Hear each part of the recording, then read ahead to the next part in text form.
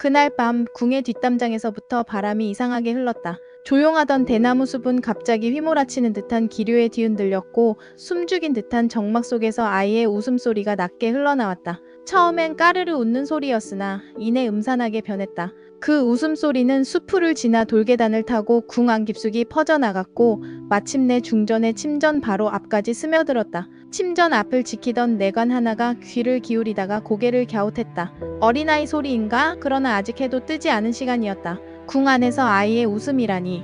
이상한 기운에 당황한 그는 고개를 돌리자마자 눈앞에 누군가 서 있는 것을 알아차렸다. 허름한 저고리 차림의 작은 아이. 얼굴은 희미하게 빛을 내고 있었고 무엇보다 그의 발엔 왼쪽만 신발이 없었다. 누구냐? 이 시간에 어찌 여기? 아이 귀신은 조용히 내관을 올려다보더니 작고 부드러운 목소리로 물었다. 신발 넣어줄까?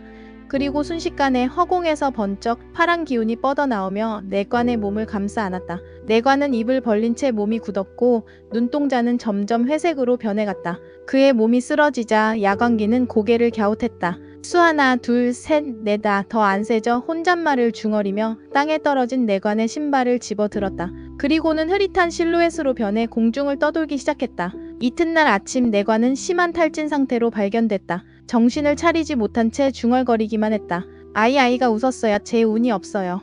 이 소식은 순식간에 궁 안을 퍼졌고 임금의 측근은 즉시 사람을 보내 궁 안을 정밀히 수색하게 했다. 그의 손엔 또 다른 부적이 들려 있었다. 이번엔 신운온탈이라 적혀 있었다. 사람의 운명을 빼앗는 귀신이 야광기. 잊힌 설화 속 존재가 현실로 나타난 것이다. 임금의 측근은 왕에게 이 사실을 보고했다. 전하, 이 귀신은 아이의 모습으로 나타나 신발을 훔치고 그 주인의 운을 가져갑니다. 혼이 운을 잃으면 육신은 병들고 영혼은 허공에 부유하게 됩니다. 지금 상황으론 중전과 태중의 아이도 안심할 수 없습니다. 왕은 주먹을 불끈 쥐었다. 대비가 떠난 지금 궁이 이렇게도 무방비하다니 풍산의 손이 닿은 것이냐? 임금의 수하는 고개를 끄덕였다. 대비의 곁에 있던 마지막 무당이 풍산의 사람일 가능성이 큽니다. 그녀는 대비의 마지막 밤을 함께 보냈고 이후 자취를 감췄습니다. 문제는 그 무당이 풍산의 배우와도 연관돼 있다는 증언이 조금씩 수면 위로 오르고 있다는 점입니다. 한편 여리는 윤갑의 혼이 완전히 안정되지 못했다는 것을 느꼈다. 팔척귀의 억압에서 벗어났음에도 윤갑은 연못가에서 아직 떠나지 못하고 있었다. 그의 혼은 은은한 빛을 내며 물가에 머물고 있었고 기억은 점점 되살아나고 있었지만 육신으로 돌아갈 길은 요원했다. 윤갑 날이 아직 떠나시면 안 돼요. 우리가 반드시 방법을 찾을게요. 여리는 밤마다 연못가를 찾았다. 그녀가 부르는 주문과 기도는 그 어느 때보다 간절했고 강철은 멀리서 그런 그녀를 지켜보기만 했다. 다가가지 못하고 말하지도 못하고 그의 안에서 소용돌이치고 있는 감정은 단순한 연민이 아니었다. 어느 날 여리가 강철에게 물었다. 강철, 만약 네가 가진 그 야광주가 윤갑나리를 살릴 수 있는 방법이라면 너는? 강철은 잠시 고개를 떨구었다. 그녀가 끝까지 말을 잇지 않아도 충분히 알아차릴 수 있었다. 그리고는 고개를 저었다. 안 돼. 네가 그런 말 하는 것조차 싫어. 야광주는 내 몸 안에서 자라는 생명의 뿌리야. 그걸 꺼내면 난 없어져. 너도 알잖아. 여리는 조용히 그의 손을 잡았다. 그리고 최대한 밝은 표정으로 웃으며 말했다. 그래도 언젠가 방법이 있을 거야. 우리 같이 찾아보자. 강철은 눈을 피했지만 여리의 손을 꼭 쥐고 있었다. 그 순간 둘 사이의 거리가 조금 더 가까워졌다. 그러나 그날 밤 또 다른 혼란이 시작되었다.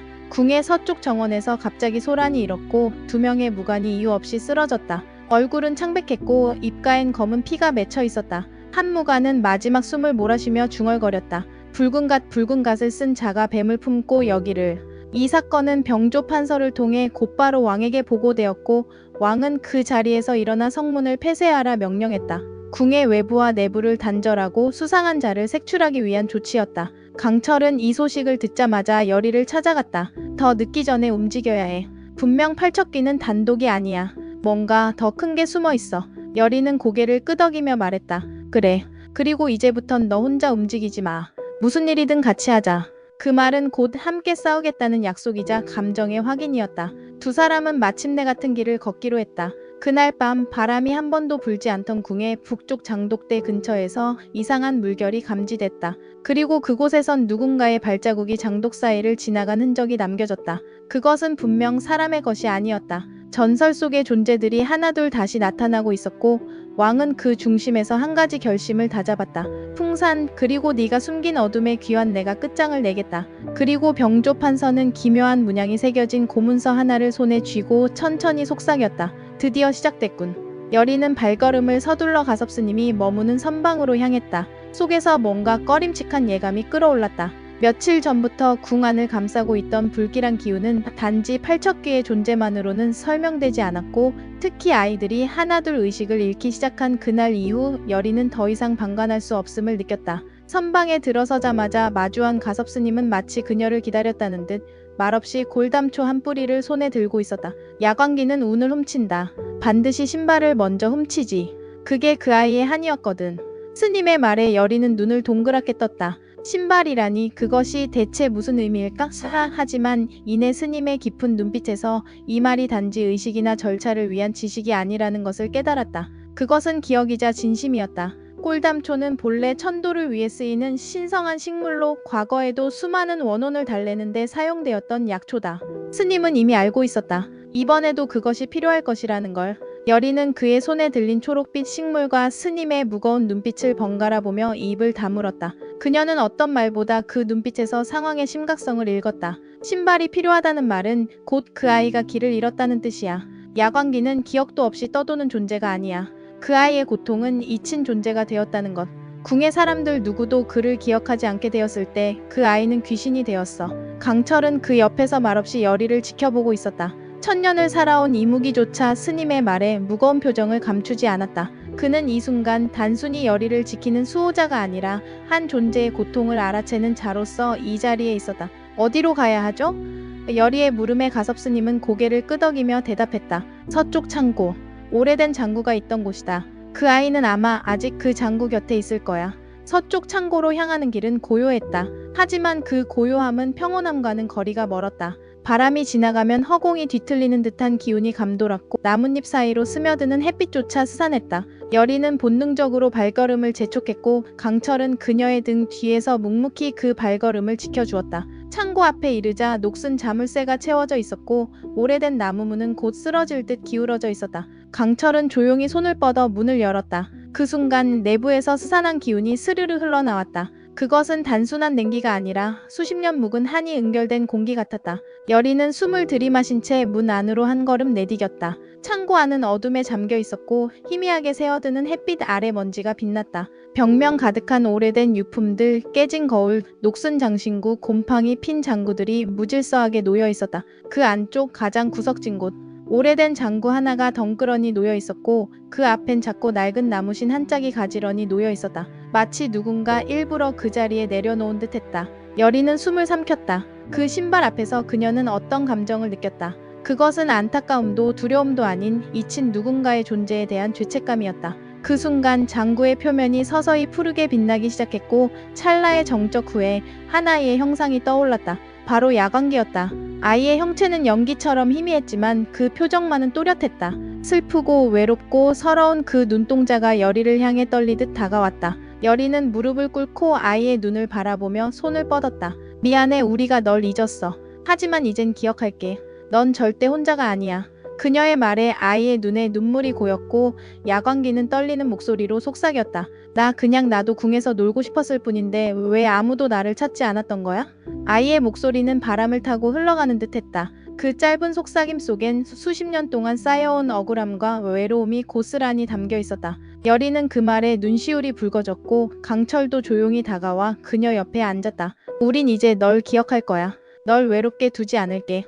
강철의 말에 아이는 처음으로 미소를 지었다. 아주 작은 그러나 분명한 미소였다. 여리는 조심스럽게 꼴담초를 아이 앞에 놓았다. 그리고 손바닥을 모아 작은 기도를 올렸다. 그 순간 창고 안을 감싸던 한기가 서서히 물러나기 시작했고, 야광기의 형체도 점차 흐려졌다. 아이는 조용히 고개를 끄덕이며 마지막 말을 남겼다. 이젠 집에 가도 돼?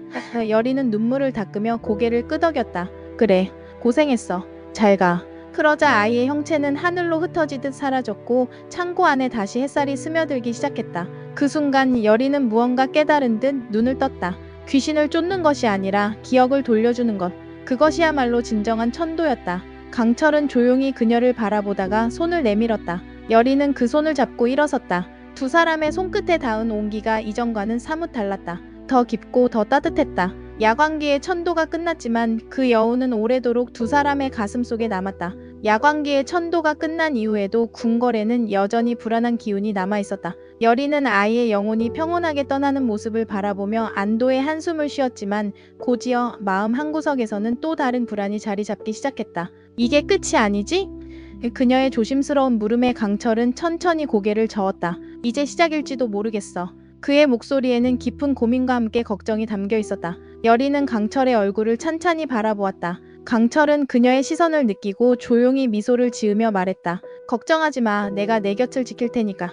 그의 목소리는 낮고 따뜻했다. 여리는 그 말이 전해주는 위로에 잠시 눈을 감았다 뜨며 마음의 안정을 찾으려 노력했다. 하지만 궁궐의 깊은 어둠은 그런 작은 위안으로 쉽게 해소되지 않았다. 이무기인 강철에게 있어 야광주는 생명의 근원이자 힘의 원천이었다. 하지만 그 야광주를 모두 소진하면 그의 존재는 사라질지도 모른다. 이 사실을 여리가 알게 된다면 분명히 슬퍼할 것이다. 강철은 차마 그녀에게 이 진실을 말하지 못하고 오직 자신만의 고민으로 마음을 짓눌렀다. 한편 여리는 그런 강철의 내면을 어렴풋이 느끼고 있었지만 그에게 부담을 주지 않으려 애써 모르는 척했다. 강철과 여리가 서로를 위로하며 궁궐을 나오는 길목에서 갑자기 급박한 발걸음이 다가왔다. 궁녀 하나가 다급한 목소리로 외쳤다. 여리님, 큰일 났습니다. 병조 판서가 역모를 꾀하고 있다는 소문이 궁 안에 돌고 있습니다. 여리는 놀라서 눈을 크게 떴다. 병조 판서는 왕과 가장 가까운 신하 중 하나였는데 그가 역모를 계획하다니 믿기지 않는 이야기였다. 강철도 눈빛이 날카로워졌다. 이 일은 단지 소문이 아닐 것이다. 그는 어두운 기운이 궁궐 전체를 감싸고 있음을 느꼈다. 일단 왕께 알리셔야 합니다. 여리의 단호한 말에 궁녀는 고개를 끄덕이며 서둘러 달려갔다. 강철은 여리의 어깨를 가만히 감싸며 말했다. 이제 궁궐 전체가 혼란에 빠질 거야. 준비가 필요해. 여리는 그의 말에 무겁게 고개를 끄덕였다. 이미 마음속에서는 융갑나리를 구해야 한다는 생각이 다시금 강하게 피어오르고 있었다. 그녀는 융갑의 혼이 아직 팔척귀의 손에 붙잡혀 있음을 잘 알고 있었다. 융갑을 되살리려면 강철의 야광주가 필요할지도 모른다는 생각이 들었지만 그녀는 그것을 감히 입 밖으로 꺼낼 수 없었다. 강철은 여리의 표정을 보며 그녀의 마음을 읽은 듯 말했다. 융갑을 구할 방법은 있어. 하지만 쉽지 않을 거야. 팔척귀와 직접 맞서야 하고 그를 쓰러뜨리려면 내 야광주가 필요하겠지. 여리는 강철의 말을 듣고 흔들리는 눈빛을 감추지 못했다. 안 돼, 그건 안 돼. 네가 다칠지도 몰라. 그녀의 목소리는 떨리고 있었다. 강철은 여리를 부드럽게 안아주며 속삭였다. 괜찮아, 난 약속했잖아. 널 지키겠다고. 그 순간 두 사람의 주변으로 다시 어둡고 차가운 기운이 몰려오기 시작했다. 팔척귀의 배후 세력이 드디어 움직이고 있었다. 여리와 강철은 서로를 꼭 붙잡은 채 다가오는 어둠을 마주했다. 이제 그들에게는 오직 서로만이 유일한 희망이었다. 그날 밤 궁궐에는 이상한 일이 벌어졌다. 하늘엔 별이 하나도 보이지 않았고 초승달조차 흐린 구름에 가려 빛을 잃은 듯했다. 궁녀들이 촛불을 들고 복도를 오갈 때마다 바닥엔 이상한 물 자국이 남아있었다. 바람은 불지 않았지만 곳곳에서 문이 저절로 덜컥이며 열리고 닫혔다. 그리고 정적을 깨는 낮은 아이의 웃음소리. 그건 분명히 야광기의 것이 아니었다. 새로운 존재가 궁 안에 발을 들인 것이다. 여리와 강철은 곧장 가섭스님을 찾았다. 스님은 이미 그 이상 기운을 느꼈는지 한 손에 염주를 감고 있었고 다른 손으론 오래된 고서를 넘기고 있었다. 스님, 새로운 귀신이 들어온 것 같아요. 야광기가 아니라 뭔가 다른 존재예요. 여리의 말에 스님은 눈을 감고 고개를 끄덕였다. 궁궐의 바람이 이상하게 흐른다 했더니 또 하나의 수살기가 고개를 들었군요. 이름은 막돌. 더러운 물의 기운을 타고 움직이는 귀신입니다. 강철의 표정이 굳어졌다. 막돌이라면 내 야광주에 반응할지도 모르겠어. 그는 이무기의 힘을 탐낼 수 있어. 여리는 강철의 손을 꽉 잡았다. 조심해야 해. 지금은 궁 전체가 뒤흔들릴 수 있는 순간이야. 우리가 중심을 잡아야 해. 가섭스님은 골담초 화분을 꺼내 여리에게 건넸다. 이 아이가 너희를 지킬 것이다. 아직 꽃을 피우지 않았지만 때가 되면 그 빛이 어둠을 이길 것이다. 여리는 화분을 두 손으로 받으며 작게 고개를 숙였다. 이 생명 잘 지킬게요. 그날 밤 궁궐에 비가 내리기 시작했다. 천둥은 없었지만 가늘고 차가운 비가 마치 누군가의 눈물처럼 조용히 그리고 깊게 내렸다. 그 속에서 여리와 강철은 막돌의 기운을 쫓아 정원 깊숙한 곳으로 향했다. 그곳엔 오래전 연못이 있었고 지금은 잊혀진 폐허가 된 정자만이 남아있었다. 그리고 그 정자 한가운데에서 젖은 돌바닥 위에 기어다니는 검은 형체가 있었다. 그것은 막돌이었다. 강철은 열이를 자신의 등 뒤로 숨기며 낮게 읊조렸다. 저 귀신은 죽은 이의 기억을 파고든다. 조심해. 널 혼란스럽게 할 수 있어. 막돌은 기괴한 웃음을 지으며 열이를 향해 속삭였다. 융갑. 그는 널 불렀지. 그의 마지막 목소리 기억나? 살려달라고 했잖아. 넌 못 지켰어. 열이의 눈이 휘둥그레졌다. 그만해. 강철은 이내 야광줄을 손끝에 띄우며 막돌을 향해 강하게 외쳤다. 이무기의 이름으로 명하노니 더러운 물의 기억을 걷어가라. 막돌은 괴성을 지르며 사라졌지만 그것은 끝이 아닌 시작이었다. 강철의 야광주는 점점 빛을 잃기 시작했고 열이는 그 빛을 바라보며 마음이 조여들었다. 그 순간 그녀는 자신도 모르게 말했다. 강철아, 네가 없으면 난 어떡하지? 강철은 조용히 그녀의 손을 잡았다. 나는 너 없이 살아본 적이 없어. 그러니 이번엔 끝까지 함께하자. 비는 더욱 거세졌고 막돌의 그림자는 완전히 사라지지 않은 채 궁의 또 다른 곳으로 이동해갔다. 하지만 열이와 강철은 이제 서로를 향한 감정이 흔들림 없는 약속이 되었음을 느끼고 있었다. 그리고 그 약속은 앞으로의 시련을 이겨낼 단 하나의 힘이 될 것이다. 궁궐 한가운데 자리한 후원 연못에 갑작스레 안개가 내려앉은 그날 밤 짙은 어둠 속에서 다시금 이상한 소문이 돌기 시작했다. 이번엔 궁녀 하나가 갑자기 자신의 신발이 사라졌다고 울먹였고 이어 다른 시종 하나도 발에 이상한 물집이 생기며 체온이 급격히 떨어졌다는 보고가 들어왔다. 그들의 공통점은 모두 새 신을 신었다는 것이었다. 이상함을 감지한 내의원은 신발에 묻은 검은 진흙에서 정체불명의 기운이 감지된다고 보고했고 이내 열이와 강철에게 급보가 들어왔다. 신발 설마 야광기가 아직? 열이가 놀라며 입을 열자 강철은 천천히 고개를 저었다. 아니 이번은 야광기가 아니야. 신발을 훔쳐가는 또 다른 존재, 그 정체가 드러나기 시작한 거야. 그가 낮게 읊조렸다. 그 귀신은 이전에 가섭스님이 언급한 적 있는 존재였다. 강철과 열이는 곧장 스님을 찾아가자 스님은 이미 기다리고 있었다. 그 녀석이군요. 궁의 깊은 곳, 오래된 지하 궁고에 봉인됐던 혼령.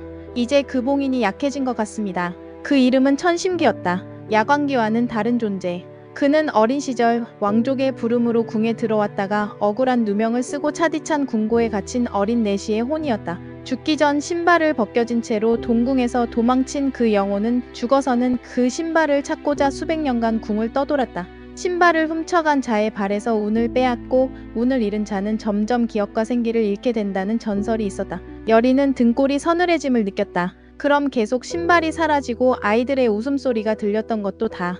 강철은 단호하게 말했다. 지금 이 상황을 바로잡지 않으면 궁 전체가 기억을 잃을 수도 있어. 이윽고 강철과 열이는 가섭스님과 함께 신발이 사라진 궁녀가 자주 오갔다는 후궁 정자 근처를 수색하기 시작했다. 안개는 더욱 짙게 내려앉았고 밤 공기는 이상하게도 따뜻했다. 그러다 갑자기 잔잔하던 연못물 위에 파문이 일었다. 여기야. 강철이 말했다. 그의 손끝에 야광주가 희미하게 빛을 내기 시작했다. 그 빛이 안개를 밀어내자 연못 가장자리에 무언가가 보였다. 작고 낡은 누군가의 아이 신발. 그리고 그 옆에 선 어린아이의 형체.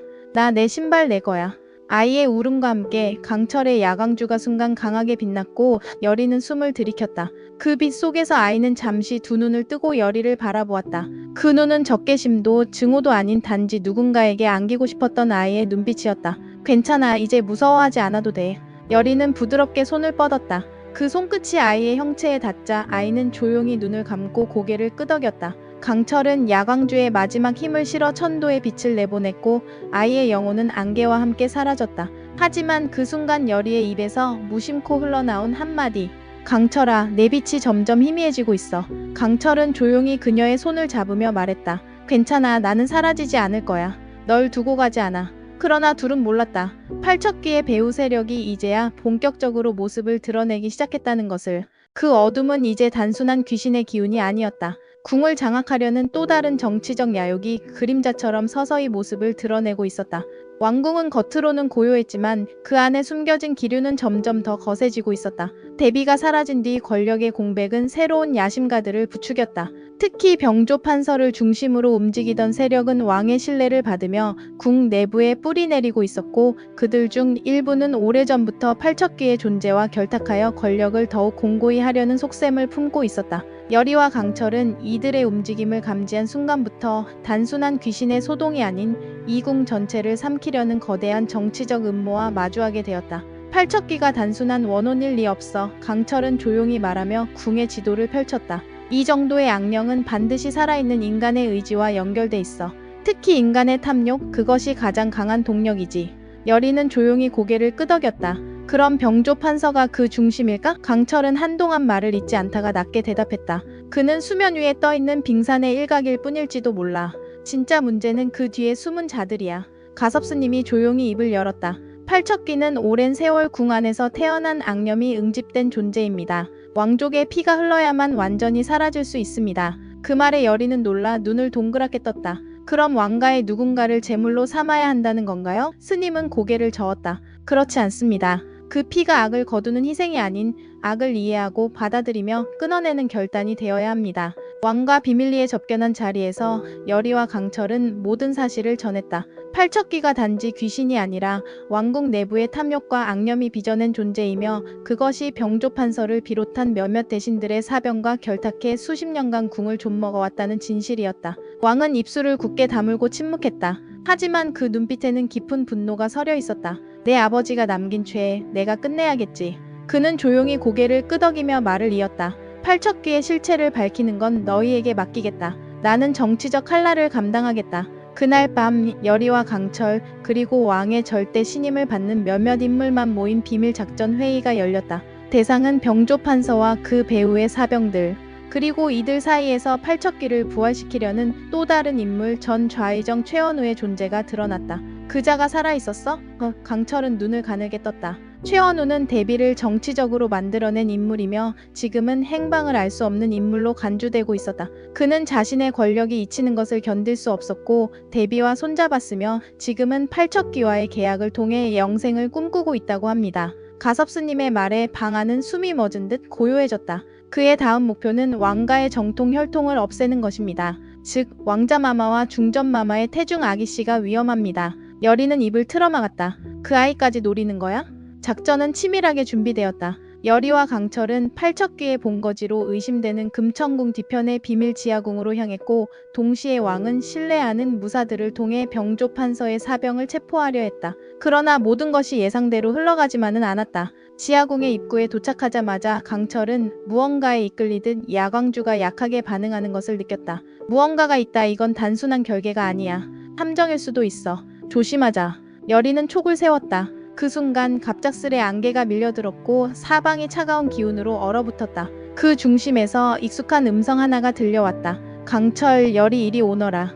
그림자 속에서 나타난 이는 바로 최원우였다. 그의 눈은 사람의 그것이 아니었다. 이미 반쯤 인간이 아니었다. 나는 선택받은 자다. 이무기의 야광주와 왕가의 피를 손에 넣으면 나는 이 궁의 주인이 된다. 그건 내 착각이야. 강철이 단호히 말했다. 야광주는 증오로 빚은 자가 다룰 수 없어. 넌 그 힘에 삼켜질 뿐이야. 여리는 강철 옆에 섰다. 그리고 우리는 그런 널 끝낼 준비가 되어 있어. 그녀의 눈동자엔 두려움이 없었다. 그 순간 강철의 야광주가 은은하게 빛나기 시작했고 여리는 스스로 부적을 꺼내 정결한 기운을 불러냈다. 둘의 기운이 하나로 합쳐질 때 지하궁 안은 순간적으로 환하게 밝혀졌다. 그리고 그 안에서 최원우가 뒤틀린 표정으로 외쳤다. 그래, 그렇게 나를 거부하겠다면 팔척귀를 부르겠다. 마지막 결전을 앞두고 여리는 조용히 강철의 손을 꼭 잡았다. 부탁이야. 절대 날 먼저 떠나지 마. 강철은 가만히 그녀의 입술에 입을 맞추며 속삭였다. 너와의 시간은 이 세상의 어떤 빛보다 소중하니까. 궁궐 지하 깊은 곳 봉인된 팔척귀의 사당이 깨어나는 날이 다가오고 있었다. 이미 여리와 강철은 팔척귀와 한 차례 격돌한 바 있었고 그 전투에서 윤갑의 혼이 붙잡힌 것을 확인했었다. 하지만 그것은 단지 시작에 불과했다. 팔척귀의 배후 세력, 곧 전 좌의정 최원우를 필두로 한 무리의 대신들이 이제는 왕을 무너뜨리고 궁을 장악하려는 마지막 단계를 준비하고 있었다. 이들의 움직임은 궁궐 깊은 곳에서부터 퍼져나와 왕과 중전을 감시하고 왕자를 노리는 데까지 이르렀다. 정치와 악령이 손을 잡은 사태는 이제 되돌릴 수 없는 지경에 다다르고 있었다. 이런 상황 속에서도 여리와 강철은 서로에 대한 감정을 숨기지 않았다. 강철아, 여리는 조용히 그의 소매를 잡으며 말했다. 우린 언제부터 이렇게 서로를 생각하게 된 걸까? 강철은 말없이 그녀의 손을 감싸며 대답했다. 너를 본 순간부터였는지도 몰라. 처음엔 내 몸이 필요해서였지만 지금은 그냥 네가 좋아. 여리는 미소를 지으며 고개를 끄덕였다. 나도 그래. 무섭고 혼란스러워도 내 곁이라서 괜찮아. 그들의 짧은 대화는 어둠 속에서도 따뜻한 빛이 되었다. 하지만 시간이 얼마 없었다. 윤갑의 혼은 점점 약해지고 있었고 팔척기는 그것을 매개로 점점 더 강한 힘을 얻고 있었다. 그리고 무엇보다도 야광주의 빛은 이전보다 훨씬 약해지고 있었다. 우리는 지금 결정을 내려야 해. 강철이 말했다. 팔척기를 완전히 없애기 위해선 내 야광주를 희생해야 할 수도 있어. 여리는 크게 눈을 떴다. 아니 그런 말 하지 마. 그럼 난 사라질지도 모르지. 하지만 윤갑을 살릴 수 있고 너와 이 궁이 평화를 되찾을 수 있다면 그걸 마다할 이유는 없어. 강철의 말에 여리는 눈물을 머금었다. 하지만 그녀는 강철의 손을 더욱 꼭 잡으며 말했다. 그 어떤 대가도 치르지 마. 그건 우리가 같이 방법을 찾아야 하는 일이야. 네가 사라지는 선택은 절대 하지 않을 거야. 그리고 그 순간 궁궐 안쪽 회랑에서 급히 달려온 궁녀가 외쳤다. 여리님이 중전마마께서 태아에게 이상이 생겼답니다. 빨리 와주셔야 합니다. 여리는 놀라 급히 발걸음을 옮겼고 강철은 그 뒤를 따랐다. 팔척귀의 손길이 드디어 왕가의 후계자에게까지 미친 것이다. 이제 최후의 결전은 더욱 가까워지고 있었다.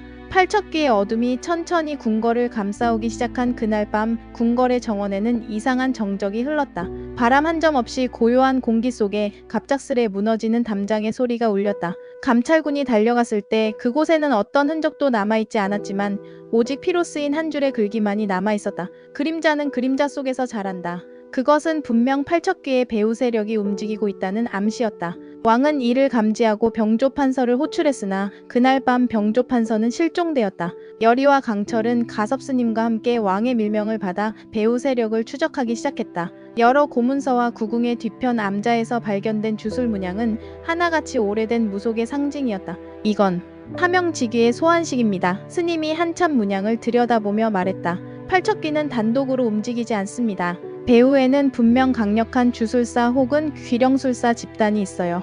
그 말에 강철의 눈빛이 흔들렸다. 이 모든 사건이 단순한 귀신의 난동이 아닌 궁권을 뒤흔들려는 세력의 집요한 술수였음을 그제야 확신할 수 있었다. 여리는 고요히 그 말을 들으며 말했다. 그럼 윤갑 나리를 구하고 궁을 지키려면 그들과 먼저 맞서야 한다는 거네. 그녀의 말은 단호했지만 강철은 그녀의 떨리는 손끝을 놓치지 않았다. 넌 더 이상 이 일에 휘말리면 안 돼. 강철이 말했지만 여리는 고개를 저었다. 아니 이번엔 내가 널 지킬 거야. 그날 밤 궁궐 후원의 고목 아래에서 팔척귀가 다시 모습을 드러냈다. 강철은 이미 그의 기운을 감지하고 있었다. 그리고 그보다 먼저 여리의 심장이 빠르게 뛰기 시작했다. 공포 때문이 아니었다. 그녀의 안에서 뜨겁게 무언가가 꿈틀대고 있었다. 그것은 마치 하늘에서 내려온 푸른 불빛처럼 그녀의 손끝에서 피어났다. 강철이 놀라 눈을 크게 뜨며 물었다. 그건? 여리는 숨을 내쉬며 말했다. 몰라. 그런데 너를 잃고 싶지 않아. 누가 내 안에서 말하고 있어. 지키라고. 그 빛은 강철의 야광주와도 유사한 파동을 품고 있었다. 푸른 빛은 팔척귀의 검은 기운과 맞닿는 순간 마치 불과 물이 충돌하듯 거대한 폭풍을 일으켰다. 그 기운에 팔척귀는 비명을 지르며 뒤로 물러났다. 강철은 그 틈을 놓치지 않고 몸을 날렸다. 하지만 여리는 강철을 붙잡았다. 안 돼, 지금은 아니야. 이건 정면 승부로 이길 수 있는 적이 아니야. 그녀는 숨을 몰아쉬며 말했지만 강철은 이미 결심한 눈빛이었다. 그러나 바로 그때 하늘에서 쏟아지는 별빛처럼 여리의 눈에서 눈물이 흘렀다. 그 눈물은 그녀의 힘을 더욱 증폭시켰고 주변의 공기마저 순식간에 정화시켰다. 팔척귀는 날카로운 소리를 지르며 사라졌고 남은 자리는 고요한 정적만이 감돌았다. 여리는 힘이 빠져 그 자리에 주저앉았고 강철은 그녀를 품에 안았다. 너 대체 뭐야? 여리는 그에게 속삭였다. 나도 몰라. 하지만 널 지키고 싶어. 그리고 윤갑 나리도. 이제 전세는 달라지고 있었다. 강철만이 아니라 여리도 자신의 운명을 받아들이고 있었다. 그리고 둘은 서로를 지키는 존재가 되어가고 있었다. 여리가 잠들지 못하는 밤이었다. 창밖으로 스며드는 달빛은 유난히 푸르고 차가웠고 그녀의 머릿속은 끊임없이 돌아가는 생각들로 뒤엉켜 있었다. 강철의 야광주가 빛을 잃어가는 모습을 본 이후 그녀는 강철의 존재에 대해 그리고 자신에게 남겨진 시간이 그리 길지 않을 수도 있다는 사실을 처음으로 절실히 실감하고 있었다. 그 순간 문틈으로 작은 쪽지가 밀려 들어왔다. 내일 자시 후원 연못 아래 지하궁고. 진실을 알고 싶다면 혼자 오시오. 익숙한 필체는 아니었지만 묘하게 불길한 기운이 스며 있었다. 여리는 한참을 그 종이를 들고 있다가 결국 조용히 자리에서 일어났다. 지하궁고. 오래전부터 출입이 금지된 그곳은 선왕시절 반역자들이 비밀리에 처형되던 곳이기도 했다. 여리는 몰래 그곳을 향해 걸음을 옮기며 가슴 깊은 곳에서 피어오르는 불안을 애써 누르려 했다. 강철에게 말하지 않은 것이 계속 마음에 걸렸다. 하지만 그를 또 위험에 빠뜨릴 수는 없었다. 지하 공고에 도착한 여리는 그 안에서 뜻밖의 인물을 마주했다. 바로 병조판서 최원우 대감이었다. 그는 대비의 먼 친척이자 이번 궁궐 내 음모의 핵심 인물로 지목되던 자였다. 여리 낭자, 드디어 만났군. 그는 조용히 웃으며 여리를 바라봤다. 왜 저를 부르셨습니까? 여리는 결코 흔들리지 않는 눈으로 그를 응시했다. 최 대감은 손을 내저으며 천천히 말했다. 이 궁궐엔 지금도 눈에 보이지 않는 권력이 흐르고 있습니다. 팔척귀는 그저 하나의 수단일 뿐이오. 진짜 목적은 왕좌 그 자체예요. 그 순간 어둠 속에서 뭔가 스멀거리며 다가오고 있었다. 여리는 본능적으로 그것이 단순한 귀신이 아님을 느꼈다. 곧이어 지하공고 안에 강철이 나타났다. 여리, 강철은 그녀를 보호하듯 앞으로 나섰고 그의 등 뒤로 야광주가 미약하게 남아 빛나기 시작했다. 아직 너에겐 그 힘이 남아있었나 보군. 최 대감은 비웃으며 뒷걸음질 쳤다. 그 순간 그의 그림자에서 한 형체가 기어나왔다. 그것은 인간이라기엔 너무 왜곡된 모습이었다. 뼈가 뒤틀린 채 사람과 귀신의 중간처럼 일그러진 존재. 팔척귀의 새로운 숙주였다. 강철은 여리를 감싸며 전투 태세를 취했다. 하지만 여리는 이번엔 달랐다. 그녀의 손끝에서 미세한 빛이 피어났고 그것은 이전과는 다른 순수한 힘의 기운이었다. 이건 여린이가? 강철이 놀란 눈으로 묻자 여리는 조용히 고개를 끄덕이며 말했다. 가섭스님이 말했어요. 언젠가 내 안에서 깨어날 거라고. 그 빛은 강철의 야광주와 닿자 공명하듯 퍼져나갔고 순간 팔척귀의 숙주가 괴로워하며 소리를 질렀다. 최 대감은 그 틈을 타 도망쳤지만 궁궐은 이제 전면적인 정치적 충돌로 향하고 있었다. 궁의 내부에서는 이미 왕과 병조판서의 대립이 고조되고 있었다. 윤갑을 부활시키기 위한 단서는 아직 강철의 야광주에 달려 있었지만 여리는 강철의 희생 없이 윤갑을 되돌릴 방법을 찾고자 했다. 그녀의 힘은 이제 막 깨어났고 여리 스스로도 자신의 운명과 마주할 준비를 하고 있었다. 새벽의 안개가 서서히 걷히는 시각, 궁궐의 동편 회랑에는 검은 옷을 입은 병사들이 그림자처럼 드리워져 있었다. 병조판서를 중심으로 은밀하게 모인 이들은 말없이 명령을 기다리고 있었고 이들 중 누군가는 지난밤 후궁 쪽에서 야광기가 나타났다는 소문을 은밀히 전하고 있었다. 그들의 표정은 하나같이 음울했고 누군가의 몰락을 예고하는 불길한 기운이 퍼지고 있었다. 병조판서는 깊은 주름진 이마를 쓸어내리며 말했다. 때가 됐다. 대비는 사라졌고 왕은 무능하다. 이제 귀신 같은 무녀 하나와 정체불명의 사내가 이 나라의 중심에 서 있는 꼴이라니. 허수아비를 더 이상 허용해선 안 되지. 그의 말에 주변 인물들이 고개를 끄덕였고 그들은 궁 내부에 남아있는 세력들을 하나씩 끌어들이는 계획을 실행에 옮기기로 했다. 정적을 몰아내고 새로운 질서를 세우기 위한 첫 번째 도박이 시작된 것이었다. 그 시각 여리는 강철과 함께 가섭스님의 처소를 다시 찾았다. 야광기의 천도를 마친 직후 강철의 야광주가 점점 희미해지고 있다는 사실이 그녀를 불안하게 만들고 있었기 때문이다. 스님은 강철을 말없이 바라보더니 깊은 한숨을 내쉬며 말했다. 그대가 지닌 야광주의 빛은 이 세상에 존재하는 순수한 물의 기운이 응축된 것이다. 빛이 사라진다는 건 생명의 불꽃이 꺼지는 것과 다름없지요. 여리는 눈가에 눈물이 맺힌 채로 스님을 바라보았다. 스님, 방법이 없나요? 그 빛을 꺼뜨리지 않고 윤갑나리를 구할 수 있는 길은요? 스님은 조용히 고개를 끄덕이며 말했다. 단 하나의 길이 있긴 합니다. 무녀의 피를 완전하게 각성시키는 것. 여리, 네가 스스로의 힘을 온전히 깨닫는 수밖에 없어요. 그 말에 여리는 혼란스러웠지만 마음속 어딘가에서는 이미 예감하고 있었는지도 몰랐다. 자신에게도 무언가 다른 기운이 있다는 것을. 오랜 시간 무녀 할머니와 함께 지내며 억눌렀던 기억 속에서 여리는 문득 떠오른 장면 하나를 강철에게 털어놓았다. 어릴 때 꿈속에서 물속에 잠긴 채로 붉은 빛을 내는 꽃을 본 적 있어. 그 꽃을 품에 안고 있으면 따뜻하고 안심이 됐어. 강철은 잠시 여리를 바라보다가 그녀의 손을 가만히 잡았다. 그건 단순한 꿈이 아니었을지도 몰라. 너는 나와 함께 있는 동안에도 두려움보다 따뜻함을 먼저 느꼈지. 내 안의 야광주는 물의 기운이자 기억의 파편이기도 해. 어쩌면 너와 나 처음부터 이어져 있었는지도 몰라. 여리는 그런 강철의 말에 입술을 달싹이며 물었다. 강철아, 네가 사라지는 건 싫어. 윤갑나리를 구하는 것도 중요하지만 나는 너도 지키고 싶어. 강철은 그녀의 손을 더 세게 잡고 이마를 여리의 이마에 살며시 기댔다. 나는 사라지지 않을 거야. 네가 날 기억하는 한, 네가 나를 원하고 내가 너를 지키고 싶어하는 한. 둘의 마음은 그렇게 한순간 숨결로 이어졌고 시간이 잠시 멈춘 듯한 고요 속에서 서로의 온기를 전했다. 하지만 그런 감정의 고조는 오래가지 못했다. 궁궐의 북문에서부터 불길한 기운이 번져왔고 강철은 그 어둠을 누구보다 먼저 감지했다. 움직였군 팔척귀의 배후 세력이. 강철이 낮게 중얼이며 창밖을 바라보았다. 여리는 그의 옆에 서서 함께 바람결을 느끼며 물었다. 이제 어떻게 해야 해? 우선 왕에게 이 사실을 전해야 해. 하지만 그 전에 너는 내 안의 힘을 믿어야 해. 네가 중심이야, 여리. 이 세상을 구할 수 있는 유일한 열쇠는 너 자신일지도 몰라. 그 말에 여리는 눈을 감고 마음속 어딘가에서 피어나는 빛을 떠올렸다. 물속에 잠겨 붉은 꽃을 품었던 그 순간처럼 이번에도 그녀는 누군가를 지키기 위해 스스로를 믿기로 했다. 이제 그녀는 단순한 무녀가 아닌 운명을 바꿀 존재가 되려 하고 있었다. 여리와 강철은 궁으로 돌아오자마자 왕에게 병조판서의 역모 의혹을 알렸다. 왕은 깊은 충격을 받은 듯 했지만 곧 차분한 얼굴로 명을 내렸다. 병조판서를 비밀리에 감시하고 모든 연관자를 조사하라. 그 명령이 떨어지자 왕의 측근 중 충직한 자 몇 명이 조용히 움직이기 시작했다. 하지만 그보다 먼저 움직인 자가 있었다. 병조판서의 측근으로 알려진 자 중 하나가 궁에서 독살당한 채 발견된 것이다. 그 시신은 입안에서 검은 연기를 뿜어내고 있었고 이는 귀신의 기운임을 의심하게 만들었다. 가섭스님은 이를 보며 단호히 말했다. 이건 팔척귀의 잔재다. 이 궁 안에 아직 그의 기운이 남아있다면 누군가는 분명히 그와 손을 잡은 자가 있을 것입니다. 왕의 얼굴이 더욱 굳어졌다. 그 순간 여리는 강철을 돌아보며 속삭였다. 배후 세력 이젠 정말 정체를 드러내려는 것 같아.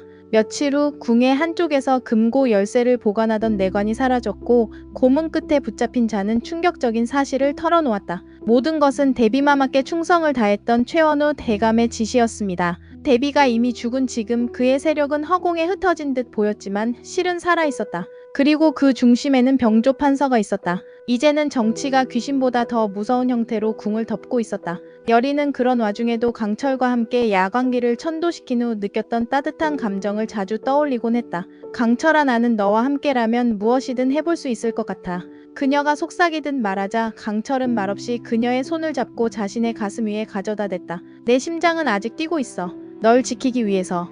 그 순간 여리의 눈에 눈물이 맺혔다. 그저 귀신을 쫓는 사명감으로 시작된 이 관계가 이제는 서로를 지키고 싶은 사랑으로 변해가고 있었다. 밤이 깊어갈수록 둘 사이의 마음은 더욱 가까워졌고 말없이 나누는 시선만으로도 서로의 마음을 알 수 있을 만큼 가까워졌다. 그러나 그 달콤함이 오래가지 못할 것이란 불안도 함께 피어올랐다. 그러던 중 병조판서의 사가에서 불이 났다는 소식이 들려왔다. 모두가 그가 도망쳤다고 생각했지만 여리와 강철은 달랐다. 저 불은 단순한 화재가 아니야. 뭔가 숨기려는 게 있어.